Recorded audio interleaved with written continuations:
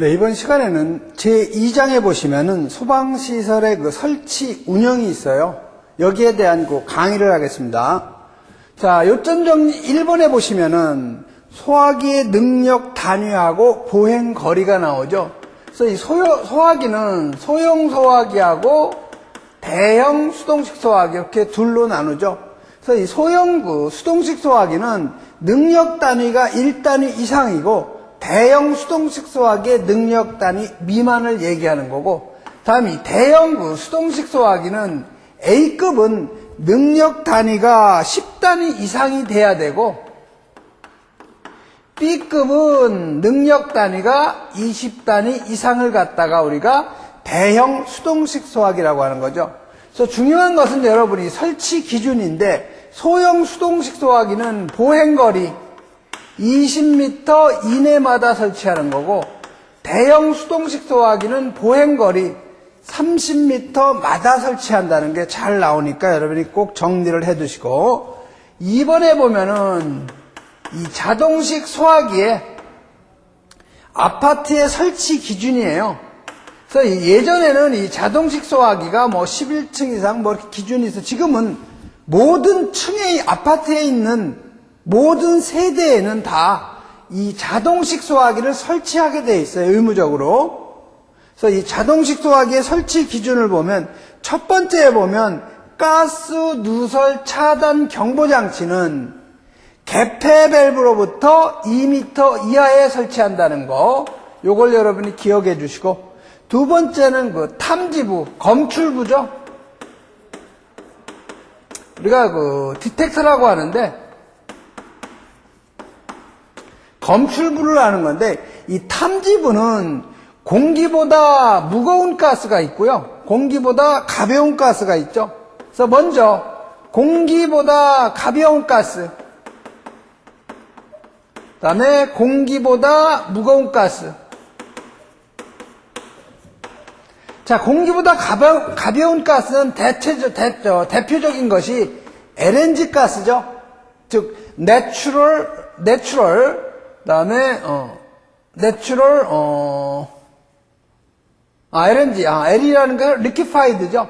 liquefied natural gas 해가지고 우리가 LNG 가스라고 얘기하는 거고, 공기보다 무거운 가스는 liquefied 석유가스니까 이 페트로리움 가스의 지에서 LPG라고 하는 거죠.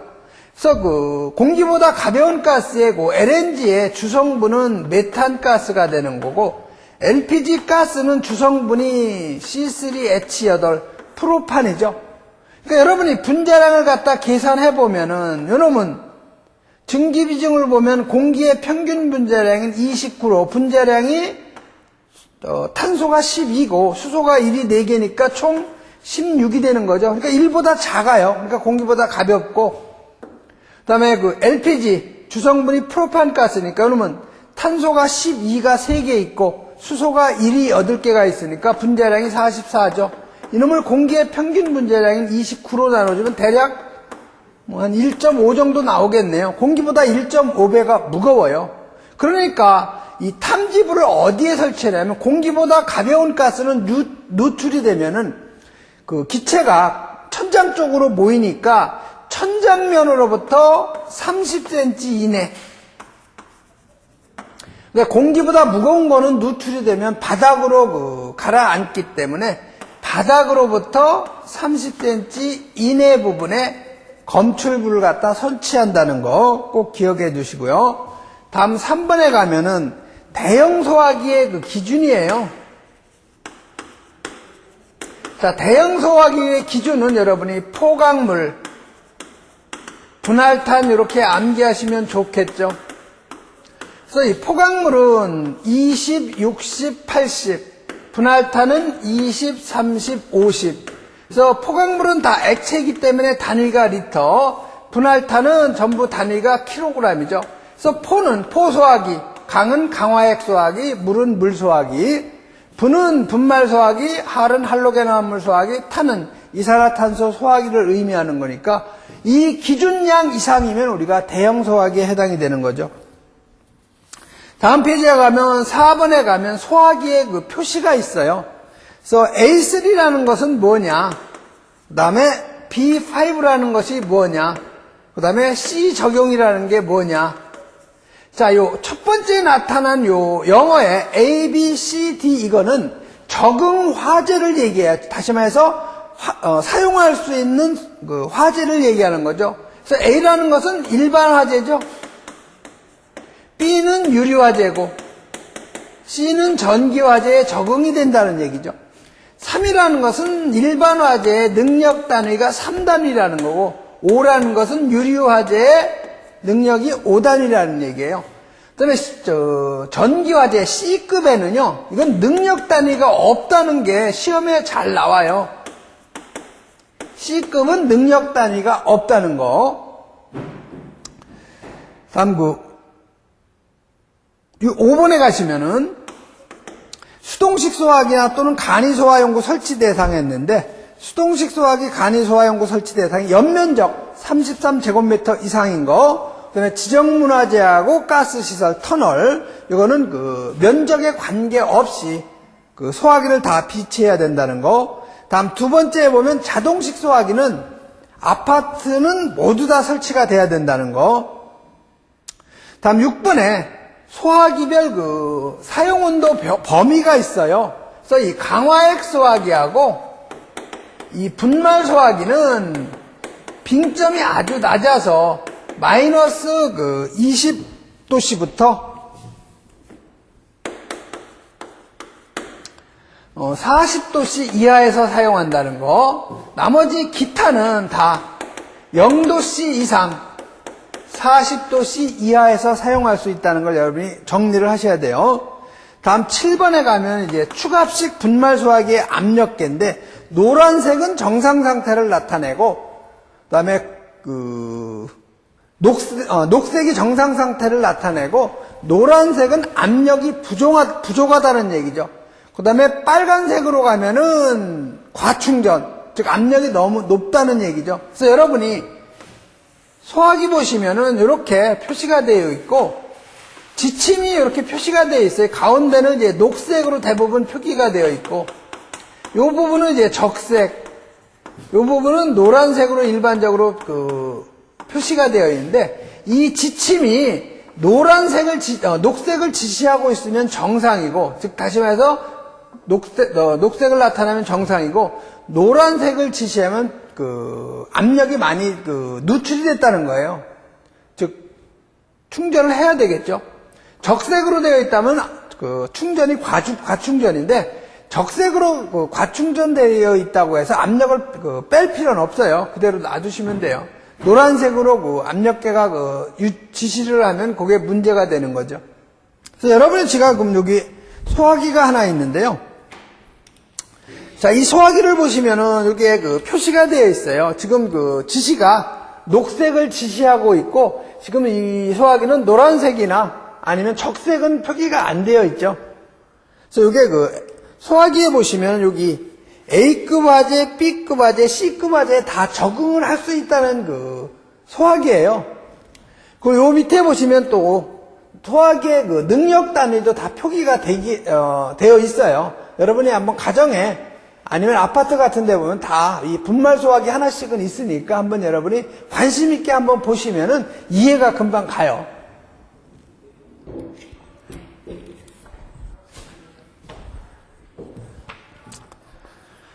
그 다음에 8번에 가시면은 옥내 소화전 설비의 전용 설비의 방수구와 연결되는 배관을 보면은 여러분이 펌프에서부터 이 토출되는 쪽을 우리가 주배관이라고 하죠.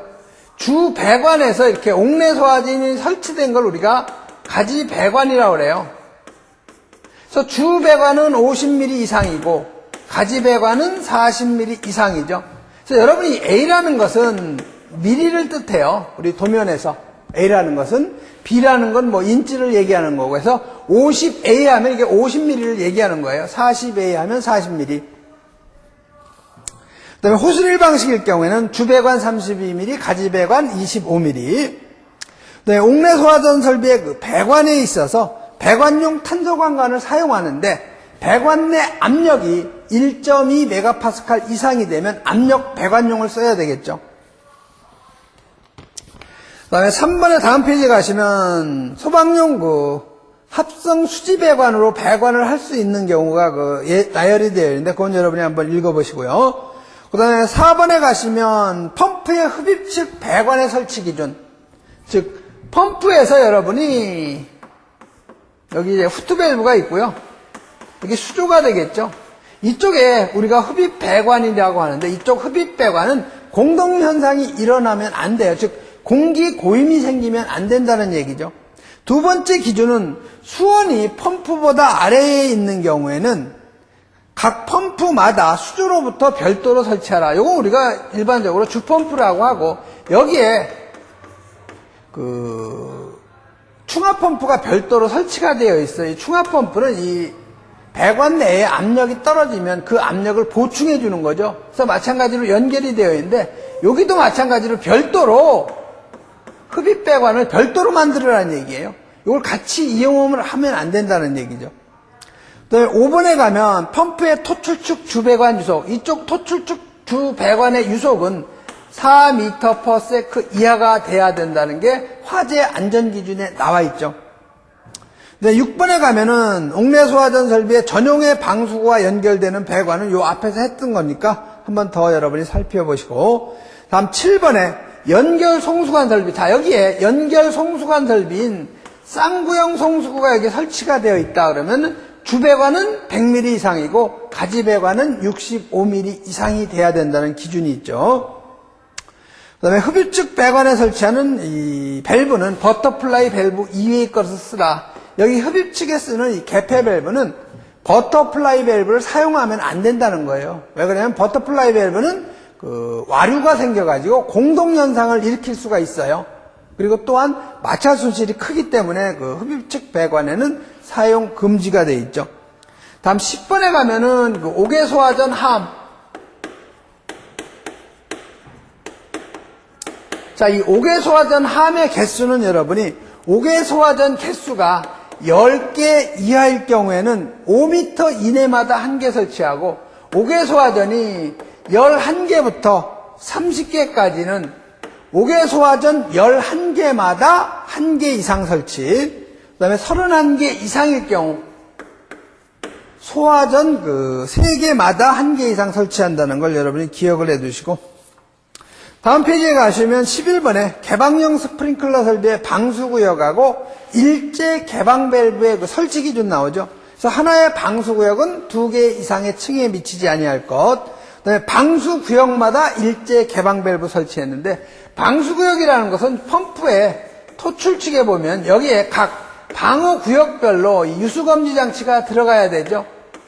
그래서 여기에 지금 일제 개방 밸브, 즉 딜루지 밸브라고 우리가 얘기하는데 이 딜루지 밸브를 방어구역마다 설치하라는 얘기예요.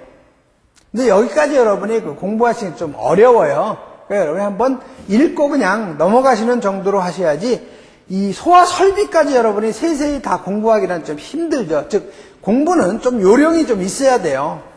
그렇게 중요하지 않은 것은 여러분이 그냥 한번 읽고 지나가는 걸로 해야 되지, 문제 한 문제 나올 뚱말뚱한 걸 가지고 여러분이 씨름하면 안 되겠죠. 다음 12번으로 3번에 하나의 방수구역은 담당하는 헤드개수 50개 이하, 단 방수구역을 둘로 나눌 경우에는 하나의 방어구역에다 25개 이상 설치, 그 다음에 개방형 스프링클러 헤드의 설비는 하나의 방사구역은 150제곱미터 이상으로 해야 된다는 거. 그 다음에 13번에 스프링클러 헤드의 설치 기준은 헤드로부터 반경 60cm 이상의 공간을 갖다 유지하라고 되어 있는데, 이 주위 공간은 60cm 이상의 어떤 장애물이 있으면 안 된다는 거예요. 즉 물을 갖다 방사하는데 어떤 장애물이 있으면 안 된다는 거죠. 그 다음에 단 벽과 헤드 간의 공간은 10cm 이상, 이쪽에 만약에 벽이 있다고 하면 이건 10cm 이상을 유지해야 된다는 거. 그 다음에 헤드와 부착면과의 거리, 헤드하고 부착면과의 거리는 30cm 이하. 그 다음에 배관이나 행가 및 조명기구. 행가라는 건 여러분이 배관을 갖다가 천장 같은 데 이렇게 지지해 주는 거, 이런 걸 우리가 행가라고 해요.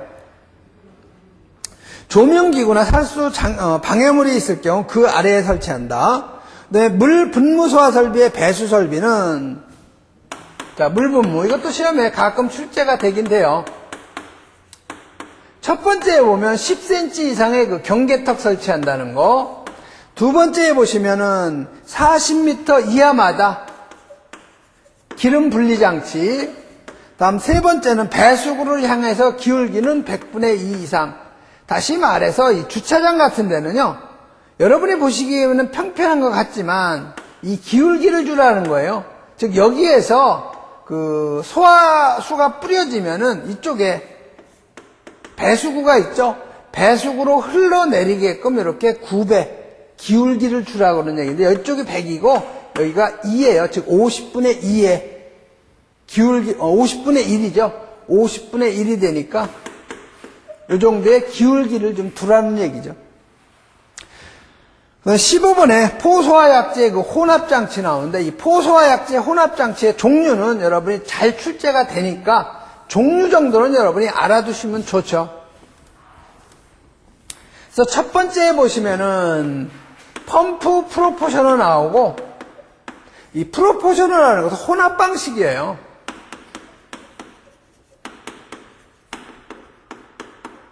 그래서 이 펌프 프로포셔너의 그 특징은 교재에 여러 가지로 설명이 되어 있지만, 펌프에서 토출된 물의 일부가 다시 그 흡입관으로 되돌아간다는 거, 그놈이 특징이에요. 두 번째 보시면 프레저 프로포셔너. 이 프레저 프로포셔너 방식은 펌프에 가압수하고 그다음에 벤출리 작용, 요 두 가지의 작용이죠. 그러니까 벤출리 작용이 나와야 되고요. 펌프 가압수, 요 두 가지의 그 작용에 의해서 약재를 흡입 혼합하는 방식. 그 다음에 라인 프로포셔너가 있는데, 이 라인 프로포션은 벤출리 효과에 의해서만 그 약재를 흡입 혼합하는 방식, 이런 그 특징만 여러분이 기억해 주시면 쉽게 그 파악할 수가 있고, 네, 프레저 사이드 프로포셔너. 자, 이 프레저 사이드 프로포션은 가압 펌프, 다시 말해서 별도의 압입용 펌프가 있다는 거. 이 특징만 여러분이 기억해 주시면 돼요. 다음 16번에 그 수성막포로 넘어가죠. 자, 수성막포의 특징은 포약제 중에서 소화력이 가장 우수해요.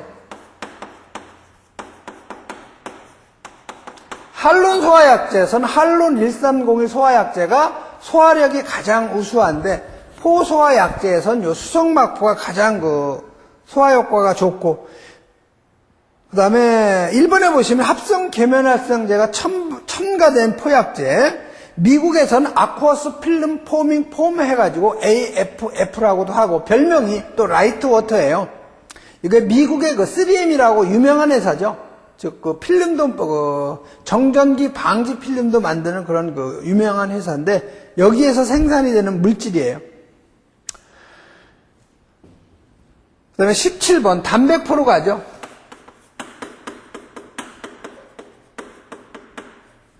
자, 담백포는 부동액이 첨가돼서 15도씨에서도 동결이 안 되고, 겨울철에는 유동성, 즉 액체를 유지하려고 하는 성질이 좀 작아져요. 그 다음에 18번에 이산화탄소 소화용기, CO2를 얘기하는 거죠. 저장용기의 그 설치 기준인데 충전비가 나와요. 그래서 고압식은 1.1에서 1.4, 이건 여러분이 기억해 주셔야 되죠.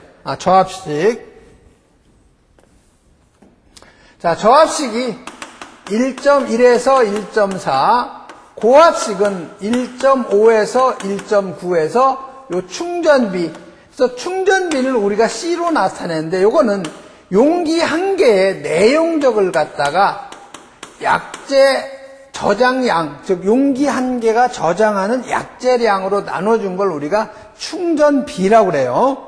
그 다음에 두 번째에 보면은 저압식 저장용기에는 내압 시험 압력의 0.64배 내지 0.8배의 압력에서 작동하는 안전밸브하고, 내압 시험 압력의 0.8배에서 내압 시험 압력 사이에서 작동하는 봉판을 설치하라고 그랬는데, 여러분이 이산화탄소 소화 설비 보면 여러분이 이렇게 본배에다 이렇게 저장하는 거 있죠?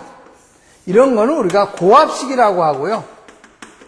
이런 용기가 약 4톤, 2톤 이상이 되면 이런 탱크에다 저장하는 경우가 있어요. 이럴 때 그 2톤 이상 저장할 경우에는 저압식으로 저장하는 거죠. 그래서 이 고압식은 압력이 대략 5.3 MPa 정도를 유지하는 거고, 저압식은 대략 2.1 MPa 정도를 유지하는 이러한 그 저장 방식이죠. 그래서 요 저압식으로 저장할 땐 여기에 자동 냉동 장치가 있어야 돼요. 왜 그러냐면은 이 마이너스 한 18도 정도를 유지를 해줘야 돼요. 저압식으로 저장할 때는. 그렇기 때문에 영하 18도 유지하려면은 자동 냉동 장치가 있어야 되죠. 그래서 3번에 저압식 저장 용기에는 액면계하고 압력계는 당연히 설치되고 2.1을 유지하는데 이놈이 압력이 너무 높아도 안 돼요. 2.3 MPa 이상이 되면은 경보 울려야 되고요. 또 압력이 너무 낮아도 안 되죠. 1.9 MPa 이하로 내려가면 다시 또 경보가 울리는 이런 경보 장치를 하라는 얘기죠. 다음 페이지로 넘어가시면은요. 저압식 저장 용기에는 용기 내부 온도가 마이너스 18도에서 2.1 MPa를 유지할 수 있는 자동 냉동 장치 설치. 그다음에 저장 용기는 고압식은 25 MPa 이상, 저압식은 3.5 MPa 이상의 내압 시험 압력에서 합격한 것을 사용할 것. 그다음에 19번에 CO2 저장 용기의 그 설치 기준. 이건 여러분이 머리 글자 이용해서 방온, 직방, 용용조, 저는 이렇게 암기하고 있어요. 그래서 항상 방호구역 외에다 설치하는데, 만약에 방호구역에 설치 안 하고 실내, 즉 방호구역 내에 설치할 경우에는 출입구 부근에 설치하라는 거, 그래서 방호구역 외에 설치하는 거, 그다음에 온도 변화가 온도가 40도 이하이고 온도 변화가 아주 작은 곳, 그래서 온도가 40도씨 이하, 그다음에 직사광선 및 빗물 침투 우려 없는 장소, 그다음에 방화문으로 구획된 실, 그다음에 용기가 저장된 장소에는 용기 표지 설치하는 거, 그다음에 용기의 저장 간격은 점검에 편리하도록 3cm 이상. 자, 고압 용기니까 이런 그 본배가 있겠죠.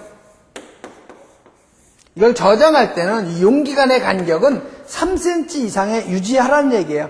여기 그 바닥 붙어 있으면 그 점검하기가 어려우니까 점검에 편리하도록.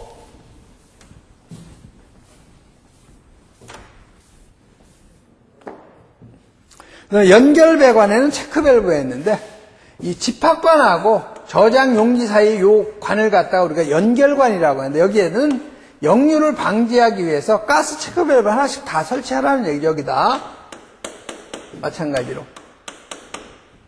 그다음에 20번에 이산화탄소 소화 설비의 분사에 대해 방사 압력은 저압식은 1.05 MPa 이상, 고압식은 2.1 MPa 이상, 저압식의 두 배가 되는 거죠. 다음 줄 톰슨 효과인데, 줄 톰슨 효과는 CO2가 방사될 때 방출구에서 온도가 급 강화해가지고 얼어버리는 거예요. 드라이 아이스가 되는 현상. 그 다음에 21번은 이제 할론 약제죠. CO2 소화, 할론 소화 설비인데,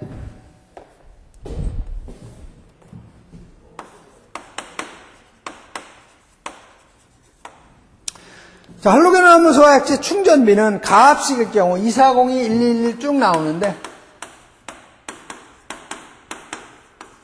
자, 240은 가압식하고 추가압식 이렇게 둘로 나누죠. 그래서 가압식은 충전비가 0.51에서 0.67 미만이에요. 추가압식은 0.67 이상, 2.75 이하. 111은 0.7 이상, 1.4 이하. 1301은 0.9 이상, 1.6 이하. 그래서 여러분 이건 암기를 하셔야 되고. 그 다음에 할로겐암 소화약제 구비 조건을 보면 기화가 잘 돼야 되죠. 그 다음에 끓는 점이 낮아야 기화도 잘 되니까 끓는 점 낮을 것. 전기화재 적응성이 좋아야 되고, 공기보다 무겁고 불연성이 있어야 된다는 거. 다음 거 23번으로 가죠. 분말소화약제의 방습제. 방습제라는 건 뭐냐면은 대기 중에 수분이 있으니까 분말약제가 대기 중에 노출되면은 그 대기 중에 있는 수분을 흡수하는 거를 방지하기 위해서 그 첨가하는 거예요. 자, 여기 그 분말약제가 있다. 그럼 여기다가 이렇게 코팅을 하는 거예요. 실리콘 같은 걸로. 이런 걸 우리가 방습제라고 하는 거죠. 다음 그 24번에 가면 분말약제의 그 저장량이 나와요. 자, 분말소화약제의 그 저장량을 보면은 전역방출 방식에서 1종, 그 다음에 2종하고 3종은 항상 같죠.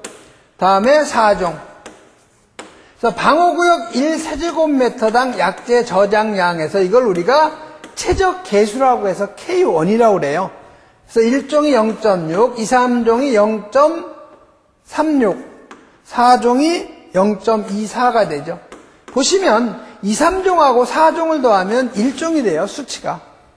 그 다음에 개구부 1제곱미터당 약제 가산량, 자동 폐쇄장치가 설치되어 있지 않을 경우죠. 그래서 이럴 경우에는 4.5, 2.7, 1.8이 되죠. 그 다음에 25번에 호스릴 분말소화설비 약제량은 호스릴 방식 50, 30, 20kg 해서 마찬가지로 여러분이 한번 정리해 주시고 26번으로 가죠. 여러분이 이 소방시설의 설치 운영은 그렇게 많은 시간을 할애할 필요는 없어요. 너무 그 광범위하기 때문에 꼭 알아두어야 할 것만 하셔야 돼요.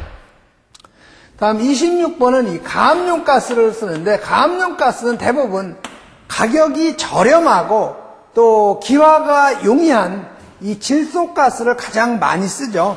그래서 가압용 가스는 질소가스 사용할 때는 가압용하고 이 축압용이 있는데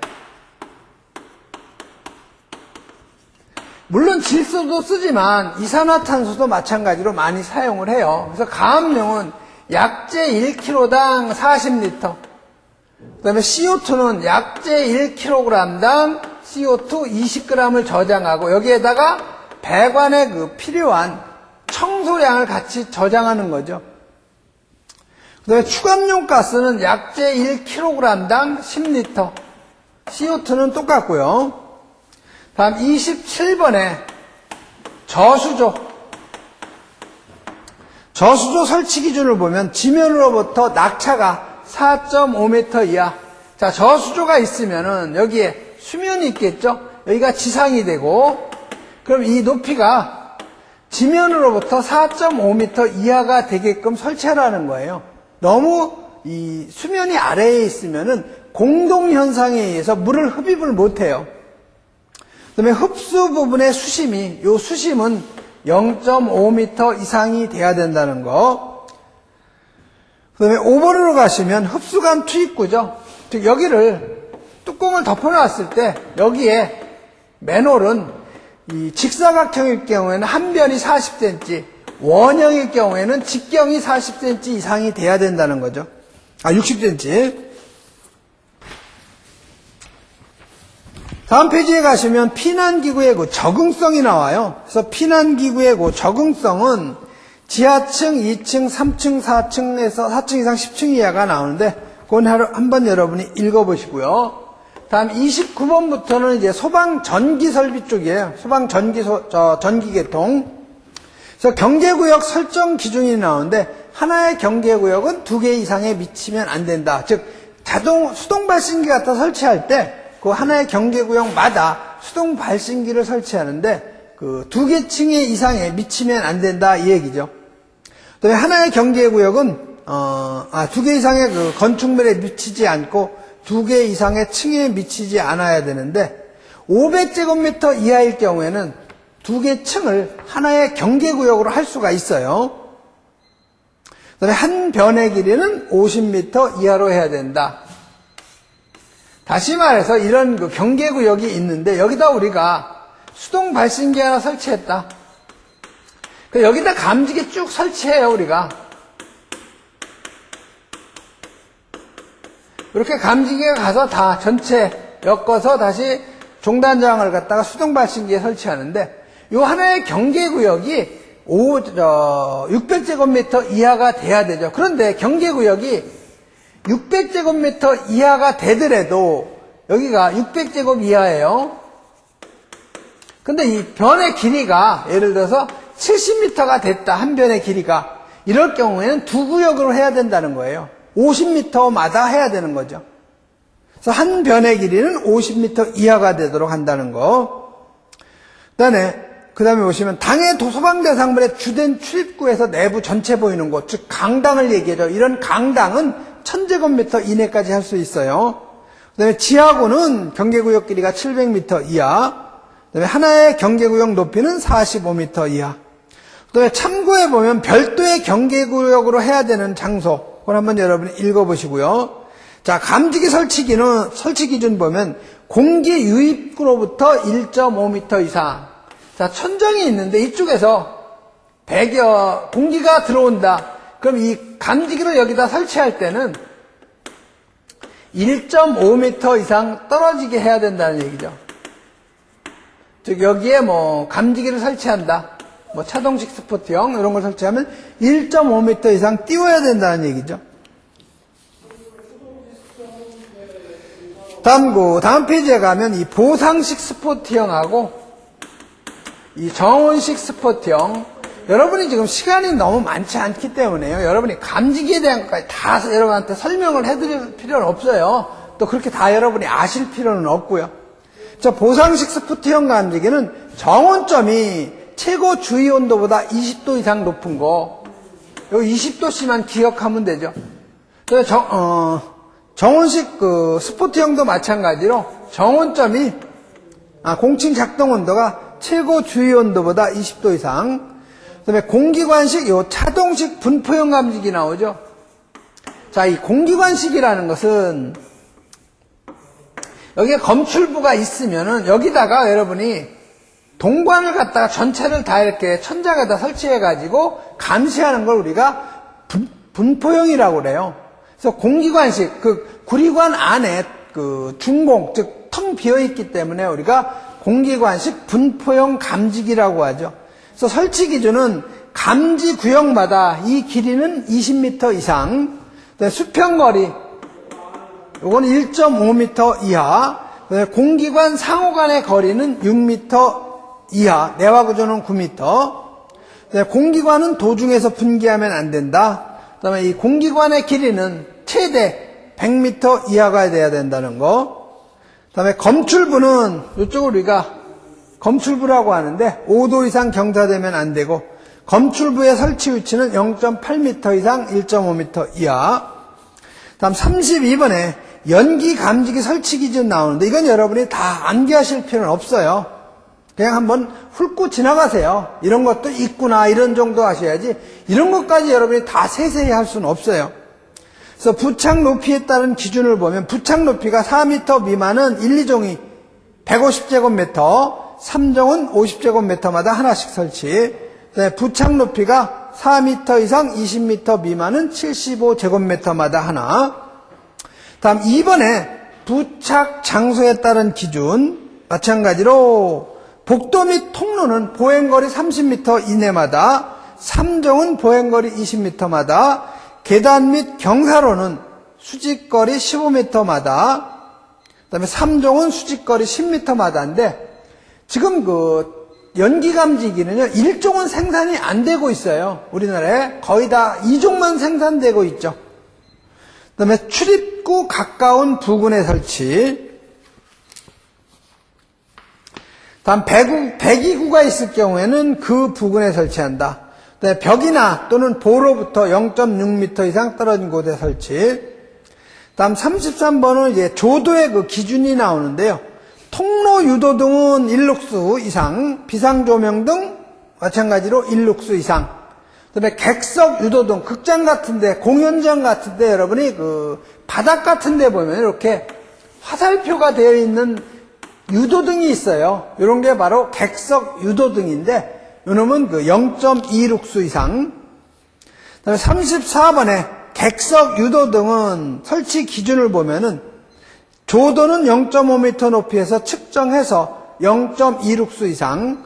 그다음에 객석 유도등의 설치 개수가 나오는데 이거는 개수는요 4분의 직선 통로의 길이에서 마이너스 1을 해주면은 그게 설치되어야 할 유도등, 객석 유도등의 개수니까 여러분이 그 공식을 여러분이 기억을 해두시면 되죠. 그다음에 통로 유도등 설치 기준이 나오는데 통로 유도등은 복도 통로 유도등, 통로 유도등은 백색 바탕에 녹색 피난 방향, 즉 사람이 뛰어나가는 그 모양을 하고 있죠. 녹색으로.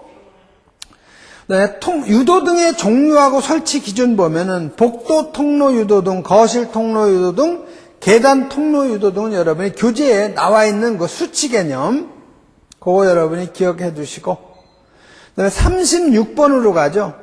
소방 대상물의 용도별 유도등하고 유도 표지가 있는데 마찬가지로 여러분 이거 다 암기하기는 힘들어요. 한번 읽어보시고 넘어가는 정도로 하시죠. 다음 37번으로 가죠. 피난구 유도등을 설치하지 않아도 되는 장소예요. 그래서 바닥 면적이 1000제곱미터 미만인 층으로서 옥내로부터 직접 지상으로 통하는 출입구, 거실의 각 부분으로부터 쉽게 도달할 수 있는 출입구, 그 다음에 3번으로 가면 보행거리가 20m 이하인 출입구, 38번으로 가죠. 자, 38번은 피난구 유도등의 설치 기준.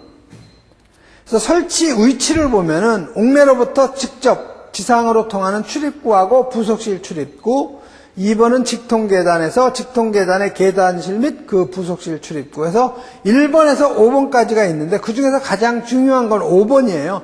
피난구 유도등은 피난구로부터, 피난계고 바닥으로부터 1.5m 이상인 부분에 설치한다 그래요. 여러분이 출입구 보시면 출입문 있으면 이 위에다가 피난구 유도등을 갖다가 바닥으로부터 1.5m 이상을 갖다가 유지하라는 얘기죠. 그다음에 39번에 비상방송 설비의 음향장치. 그래서 실외는 3W 이상, 음량이 실내는 1W 이상. 그다음에 확성기의 수평거리는 25m 이하. 그다음에 음량 조정기의 배선은 3선식에서 긴급용 배선이 있고요. 업무용 배선이 있고 공통선에서 3선식으로 하라는 얘기죠. 그다음에 조작 스위치는 0.8m 이상 1.5m 이하. 이건 모두 다 소화설비는 다 공통이에요. 그다음에 비상방송 개시 시간은 10초 이하 해서 같이 여러분이 정리해 주시고, 그다음에 비상경보설비의 음향장치. 요건 비상방송설비의 음향장치하고 거의 다 똑같아요. 다음 페이지로 가시면 전격전압의 80% 전압에서 정상적인 음향을 발할 수 있을 것. 4번이 중요하죠. 음량이죠, 음량. 1m 떨어진 거리에서 90dB 이상 나와야 된다는 거. 그다음에 41번은 비상 콘센트 설비의 설치 기준이에요. 그래서 전원은 각 층에 있어서 2개 이상, 즉 2회로 이상이 돼야 되고, 비상 콘센트의 전원 회로는 단상교류는 전압이 220.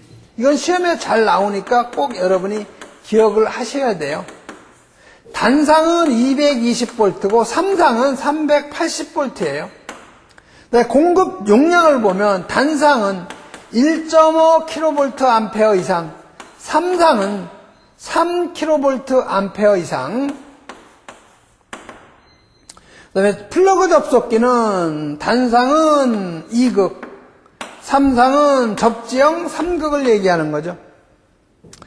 콘센트마다 배선용 차단기, 즉 MC12, 노 퓨즈 브레이커라고도 하죠. 충전부가 노출되면 안 되고, 풀박스 등은 두께 1.6mm 이상의 철판. 그다음에 5번이 중요하죠. 하나의 전용회로에 설치하는 비상 콘센트의 개수는 10개 이하.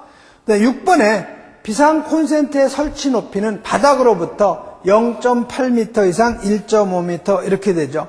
그래서 여러분이 지금까지 설명드린 소방시설의 설치 운영에 대해서는 여러분이 너무 시간을 많이 할애할 필요는 없어요.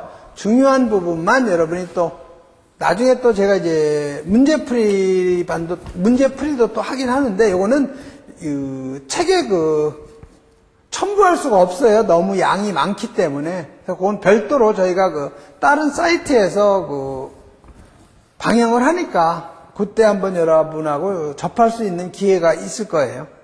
예, 이상으로 소방시설의 설치 운영에 대한 강의를 마치겠습니다.